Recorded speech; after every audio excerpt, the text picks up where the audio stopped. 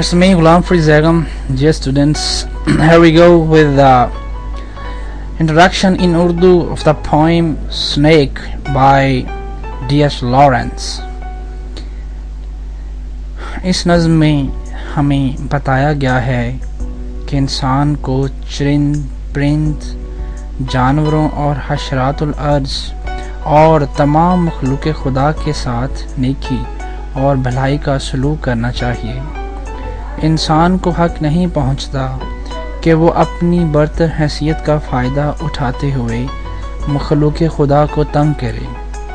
शायर इस नज़्म में वाज़े करता है कि दुनियावी तालीम इंसान के अंदर शक्ली जज्बात को उभारती है और वो दूसरों पर जुल्म का इर्तिकाब करता है। मजहबी और रूहानी तालीम इंसान के बातन को रोशन करती है और वो इसके अंदर मोहब्बत, रवादारी और एहसार के जज्बात की परवरिश करती है।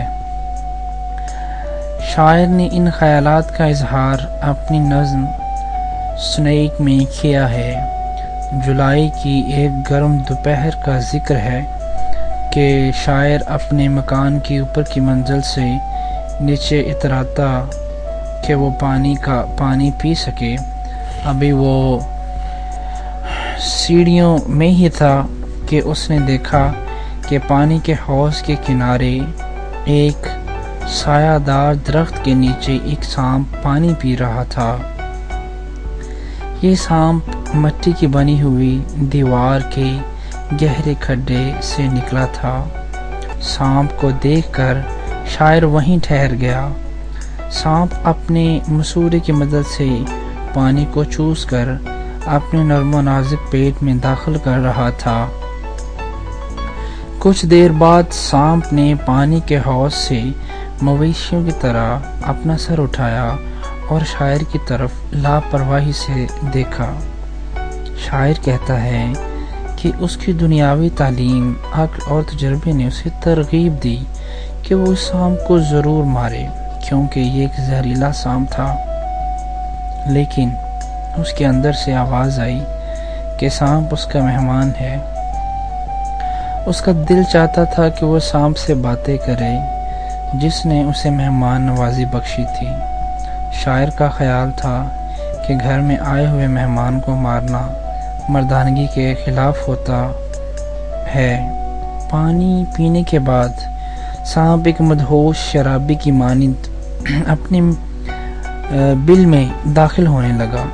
इस मौका पर शायर की दुनियावी तालीम और अक्ल ने उकसाया कि वो सांप को मारे। इस लम्हे शायर ने एक लकड़ी उठाई और गायब होते हुए सांप पर दे मारी।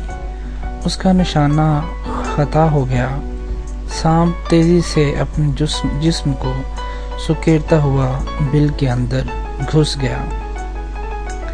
बाद अज़ां शायर को अपनी इस घटिया हरकत पर बहुत गुस्सा आया। उसने सोचा कि सांप एक देवता और जिला वतन बादशाह था। वो अपनी इस हरकत पर बेहद पछताया। उसने सोचा कि शायद सांप दोबारा उसके घर वापस आए और उसे मेज़बानी का मौका फराहम करे, मगर अब वक्त हाथ से निकल चुका है।